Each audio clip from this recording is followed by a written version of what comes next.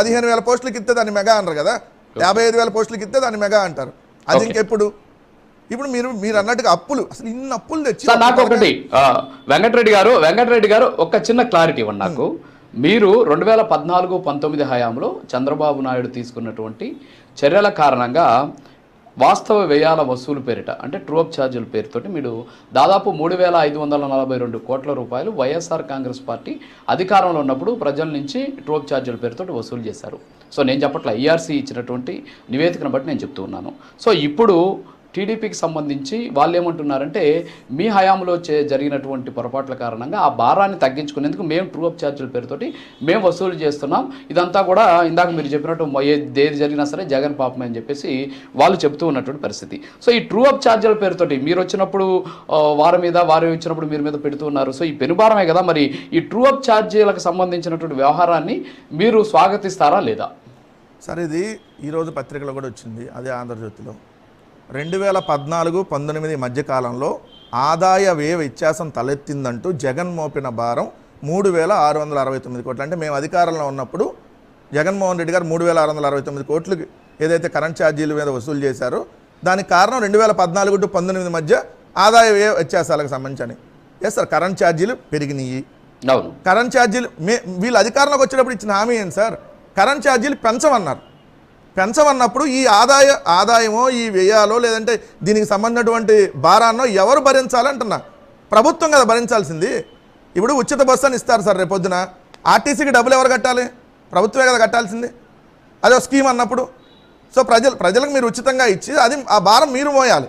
కానీ మీరు ప్రజలను ఎత్తిన భారం 200 రూపాయలు కరెంటు బిల్లు వచ్చే వాళ్ళకి 400, 800 వచ్చే వాళ్ళకి 1600 రెట్టింపు ఛార్జీలు మీరు వేసి ఒక్క పథకం అన్న ఈరోజు ప్రజల చేతుల్లో డబ్బులు ఉండి మీరు ఏమైనా వసూలు చేశారంటే ఒక అర్థం ఉంది. ప్రజల చేతిలో ఈరోజు ఒక్క పథకం మీరు ఇచ్చింది లేదు. నెల పెన్షన్ అనేది అది దేశవ్యాప్తంగా ప్రతి రాష్ట్రంలో అది ఏ ప్రభుత్వం ఉన్నా అది కంటిన్యూ అయ్యేటువంటి స్కీము. కొత్తది మీరు ఎక్కడ ఇచ్చినటువంటి దాఖలాలు లేవు. ఒక్క పథకం చేయూత లేదు, ఆసరా లేదు, ఈరోజు అమ్మఒడి లేదు, ఏ కార్యక్రమం మీరు ఇవ్వకుండా ఓ పక్క నిత్యావసర ధర వస్తువులు పెరిగినాయి. రైతులు ఈరోజు పంట అమ్ముకోవాలంటే ఈరోజు దళారుల చేతిలోకి పెట్టారు. మీరు తీసుకొని వెళ్ళి ఒక బస్తా 1725 రూపాయలకు వరిధాన్యం బస్తా ప్రభుత్వం కొనాలైతే 1300, 1400, కొన్ని చోట్ల 1200 కొంటున్నటువంటి పరిస్థితి. అంటే ఎకరాకు 40 బస్తాలు వేసుకున్నా కూడా 40 ఇంటూ దాదాపుగా 500 లేదంటే 400, దాదాపు 12,000, 20,000 నష్టపోయేటటువంటి పరిస్థితి ఇక్కడ నడుస్తూ ఉంటే ఇంకా మీరు ప్రజలను ఎత్తిన భారం మోపుతా మీరు ఇచ్చినటువంటి హామీలను తొంగలో దొక్కి సార్ ఇది చంద్రబాబు నాయుడు గారు ఈరోజు కొత్త ఏం కాదు సార్. మీరు గట్టిగా అడిగారు అనుకోండి కాల్చిపడేస్తారు అవసరమైతే. బషీర్బాగ్లో చూడలేదు మనం, ముగ్గురిని కాల్చి చంపిన దాఖలాలు విద్యుత్ ఛార్జీలు పెంచారని చెప్పి. చంద్రబాబు నాయుడు గారు అధికారంలో ప్రతిసారి విద్యుత్ ఛార్జీలు పెంచడమే తప్ప చంద్రబాబు నాయుడు ప్రతిసారి భయమే. ఏ సార్ రాజుగారు వినపడలే క్రాస్ ప్రతిసారి కరెంట్ అంటే చంద్రబాబుకి భయమే. ఆ ఇష్యూ తర్వాత చంద్రబాబు నాయుడు గారికి భయం కాదు సార్. అది కాదు, కరెంటు ఛార్జీలు పెంచారని చెప్పి ఇంకా గట్టిగా ఏమన్నా మాట్లాడి ఏదన్నా అసెంబ్లీ ముట్టడో లేదంటే కార్యక్రమాలు అయితే కాల్చిపడేస్తారని ప్రజలకు భయం. చంద్రబాబు నాయుడు గారికి ఏం భయం? చుట్టూతో సెక్యూరిటీ వలయంలో ఉంటారు కదా. ఆయన 99లో అధికారంలోకి వచ్చినప్పుడు పెంచలేదా? 2014 అధికారంలోకి వచ్చినప్పుడు పెంచలేదా? 24లోకి వచ్చినా కూడా పెంచాడు. పెంచడం అనేది చంద్రబాబు నాయుడు గారికి కామన్ సార్. అన్నీ పెంచుతూనే పోతాడు.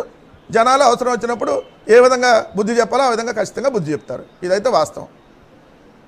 ఓకే, వెంకటరెడ్డి గారు ఒక్క వీడియో మీకు చూపిస్తాను, అది ఒక్కసారి చూడండి. 2014-19కి సంబంధించి సాక్షి పేపర్లో ఒకసారి మే 12, 2024 ఎలక్షన్ టైంలో ఒక వార్త వచ్చింది, బాబు షాక్కి జగన్ ట్రీట్మెంట్ అని చెప్పేసి. ఆ ఒక్కదానికి నాకు ఆన్సర్ చెప్పేసి మనం వేరే ప్యానలిస్ట్ దగ్గరికి వెళ్దాం. ఒక్కసారి పీసార్ అది ఒక్కసారి ప్లే చేస్తారా ప్లీజ్?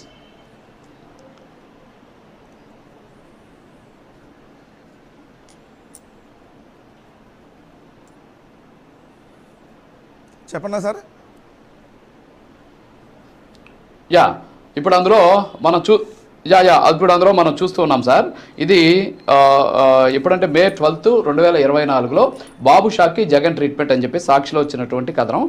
ఇందులో ఒక అంశాన్ని స్పష్టంగా చెప్పడం జరిగింది. సాక్షి ఏం చెప్పింది అంటే అందులో ఆ రోజు ఏం చెప్పిందంటే విద్యుత్ కొనుగోలు సరఫరా మధ్య అంతరాన్ని ట్రూఅప్ ఛార్జీల రూపంలో వసూలు చేయకుండా డిస్కమ్ల వ్యవస్థను నాశనం చేశాడు చంద్రబాబు నాయుడు.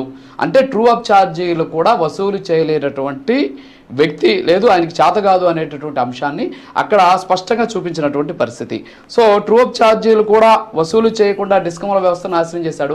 సో డిస్కమ్ల వ్యవస్థని గాల్లో పెట్టాలి అంటే సాక్షి పత్రికలో రాసినట్టు ట్రూ అప్ ఛార్జీలు వసూలు చేయాలి ఏమో అనేటువంటి ఆలోచనతో ఈరోజు కూటమి ప్రభుత్వం విద్యుత్ ఛార్జీల భారాన్ని ప్రజల మీద మోపుండొచ్చాము కదా. ఎందుకంటే మీరు ఎంత చెప్పారు మేము ఉన్నప్పుడు అప్పులు చాలా తక్కువ అని చెప్పేసి. సో దానికి కూడా నేను ఒక్కసారి మీకు అది కూడా ఆన్సర్ చెప్తాను నేను మీకు. చంద్రబాబు నాయుడు హయాంలో మొత్తం మీరు చెప్పినట్టు 29,703 కోట్లు ఉంటే ఆ తర్వాత 68,596 కోట్లు సార్. నా దగ్గర ఈఆర్సీ రిపోర్ట్ ఉంది. 68,596 కోట్లు, మీరు 80,000 కోట్లు అన్నారు. సో అది పెరిగినటువంటి ఇది దాదాపు మీరు చెప్పినట్టు 40,000 కోట్ల రూపాయలు పెరిగింది. మీ హయాంలో 36,000 కోట్ల రూపాయలు అప్పు ఉంది. దీంతో పాటు భారం కూడా ఇక్కడ మనం చూడాలి. ఏంటంటే మీ హయాంలో వేసినటువంటి భారం కూడా ఇక్కడ చాలా ఇంపార్టెంట్ మనకు. ఎందుకంటే అప్పట్లో మీరు దాదాపు ఈ సబ్సిడీల రూపంలో ఇచ్చినటువంటి బకాయిలు అలాగే ఉంచేశారు డిస్కమ్లకు ఇవ్వకుండా. సో అది మీరు కంపల్సరీ అంగీకరించాలి. అలాగే కిలో వాటికి 10 రూపాయలు పెంచారనమాట స్థిర ఛార్జీల ప్లేస్లో. సో దానివల్ల కూడా దాదాపు ఒక 2,600 కోట్ల రూపాయలు వసూలు చేసినటువంటి సిచ్యువేషన్. సో దీన్ని ఎలా మనం చూడొచ్చు అంటే చంద్రబాబు నాయుడు కనీసం ట్రూ అప్ ఛార్జీలు కూడా వసూలు చేయలేనటువంటి స్థితిలో ఉండడం వల్ల ఈరోజు డిస్కమ్లన్నీ కూడా ఇబ్బందులు పడ్డాయని చెప్పేసి సాక్షి పత్రికే అంగీకరించింది. అంటే ట్రూ అప్ ఛార్జీలు వసూలు చేసుకొని మీరు అవసరమైతే డిస్కమ్లను గాల్లో పెట్టొచ్చు అనేది దాని ఉద్దేశంగా అనుకోవచ్చా మనం? ఎప్పుడు సార్ ఆ డేట్ ఎప్పుడు? మే నెల, మే 12 రాజుగారు. ఇప్పుడు మీరు సాక్షి పత్రిక చెప్పారు కదా, ఏ డేటు? 2024 మే 2024 మే ఎన్నో తారీఖు సార్ రాజుగారు? అది నేను కూడా తీస్తున్నా పేపరు.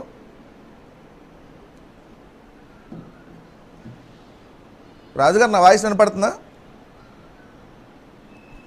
రాజుగారు అది మే ఎన్నో తారీఖు ఆ పేపరు? అది ఒకసారి డేట్ చెప్పండి, నేను చెప్తాను ఈ లోపు. రెండోది, మీరు అన్నటువంటి అప్పులకు సంబంధించినటువంటి విద్యుత్ రంగ అప్పులు ఇక్కడ 2 రకాలు సార్. విద్యుత్ రంగ రుణాలు ఒకటి, డిస్కమ్ల విద్యుత్ కొనుగోలు ఒకటి. విద్యుత్ రంగ రుణాలకు సంబంధించి 2014 మార్చి 31 వరకు ఉన్నది 26,658 కోట్లు. అది 2019 మార్చి 31 వరకు 64,614 కోట్లు అయింది. దాని తర్వాత 2024 మార్చి 31కి 1,11,863 కోట్లు అయింది.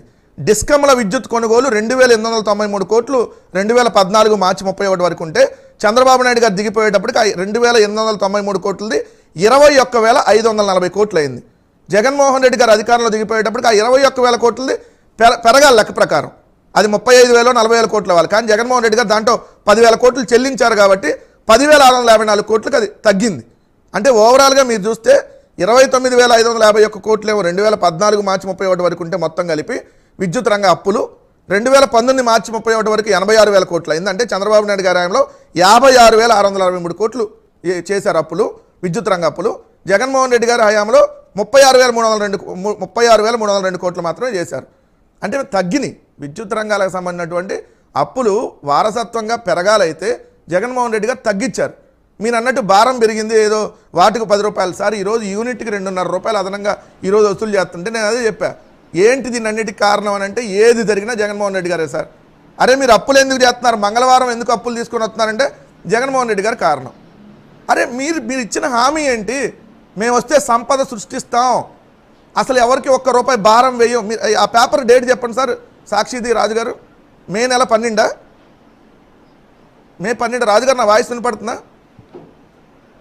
ఆ పేపర్ సాక్షిలో ఏం రాశారంటే అండి, సాక్షిలో మే 12, 2024లో ఏ రాశారంటే అక్కడ మీరు స్క్రీన్ మీద కూడా చూడొచ్చు. అది 2014-19లో ఉన్న సందర్భంలో విద్యుత్ కొనుగోలు సరఫరా మధ్య అంతరాయాన్ని ట్రూ అప్ ఛార్జీల రూపంలో వసూలు చేయకుండా డిస్కమ్ల వ్యవస్థను నాశనం చేశారు చంద్రబాబు.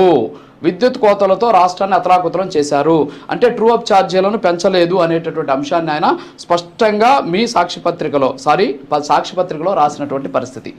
పర్లేదు, మా సాక్షి మేము ఒప్పుకోవడానికి మాకేం పెద్ద ప్రాబ్లం ఏం కాదు. జగన్మోహన్ రెడ్డి గారికి సంబంధించిన సాక్షి పత్రిక మేమేమో మాకు పత్రికలు లేవు, మాకు టీవీ ఛానల్లో చంద్రబాబు నాయుడు గారు లాగా ఆ పత్రికలు మాకు సంబంధం లేదని చెప్పట్లేదు. కానీ రాశారు దాంట్లో ట్రూ అప్ ఛార్జీలు వసూలు చేయలేదని వాళ్ళు ఎవరైనా రాసిన దానికి సంబంధించి అన్నారు కదా. 2014 నుంచి 19 దాకా ఎన్నిసార్లు విద్యుత్ ఛార్జీలు పెంచారు సార్? 2014 నుంచి 19 దాకా ఎన్నిసార్లు విద్యుత్ ఛార్జీలు పెంచారు సార్? విద్యుత్ ఛార్జీలు పెంచారు. ఆ రోజు ఆర్టీసీ ఛార్జీలు పెంచారు 14 to 19. మళ్ళీ ఇప్పుడు అన్నీ అదే జరగబోతా ఉంది. సో వసూలు చేయలేదంటానికి ఎక్కడ వసూలు చేయలేదన్నారు. ఇప్పుడు వసూలు చేశారు ట్రూ అప్ ఛార్జీలు. చంద్రబాబు నాయుడు గారు అధికారంలో ఉన్న 99 ఏంటి సార్, 2014 ఏంటి, ప్రతిసారి వసూలు చేస్తూనే ఉన్నారు. కారణం ఏంటంటే అంతకుముందు ప్రభుత్వం అని. మీ పత్రికలు ఇప్పుడు ఆంధ్రజ్యోతిలోనే వాళ్ళు రాసింది ఏంటి, 2014-19 మధ్య ఉన్నటువంటి తర్వాత జగన్మోహన్ రెడ్డి గారు కూడా వసూలు చేశారని వాళ్ళే రాశారు. నేను అంటుంది క్లియర్గా ఏంటి, విద్యుత్ ఛార్జీలు అంతకుముందు పెరిగినాయి. మీరేమన్నారు, ఒక్క రూపాయి కూడా పెంచమన్న దానికి 17,000 కోట్ల రూపాయలు ఈరోజు ప్రజల నెత్తిన మీరు ఎందుకు భారం వేస్తున్నారు? ప్రజలకు ఏమైనా ఒక పథకం కూడా ఇవ్వకుండా వాళ్ళు ఏ విధంగా కట్టాలి? ఈరోజు ఒక పండగ చేసుకునేటటువంటి పరిస్థితి కూడా ఆంధ్రప్రదేశ్ రాష్ట్రంలో ఏ కుటుంబానికి లేనటువంటి పరిస్థితి. ఎందుకంటే మీకు నిత్యావసర వస్తువులు చూస్తే ఆకాశానికి అంటని, ఏదన్నా పథకం ఏమైనా అవుతుందా, ప్రభుత్వం నుంచి ఏమైనా వస్తుందంటే ఒక్కటి వస్తున్నటువంటి పరిస్థితి లేదు. బయటికి వెళ్తే రోడ్డు మీద రోడ్డు ట్యాక్సు, ఇంట్లో నుంచి బయట ఏమైనా షాప్కి వెళ్ళి కొనుగోలు చేయాలంటే అక్కడ చూస్తే ఆకాశానికి అంటున్నటువంటి నిత్యావసర వస్తువుల ధరలు. ఇంట్లో కూర్చొని ఏమన్నా ఫ్యాన్ కింద కూర్చున్నామంటే కరెంటు షాకు, ఆ కరెంట్ ఛార్జీలతో ఇంట్లో బతికే పరిస్థితి లేదు, బయటకు వచ్చి నిలబడే పరిస్థితి లేదు. నిలబడి రోడ్డు మీద ఏమన్నా వెళ్తే ట్యాక్సు. ఈ విధంగా ప్రజల నెత్తిన మీరు భారం వేసి ఇంకా ఈరోజు జగన్మోహన్ రెడ్డి గారి కారణం ఒకటి క్లియర్గా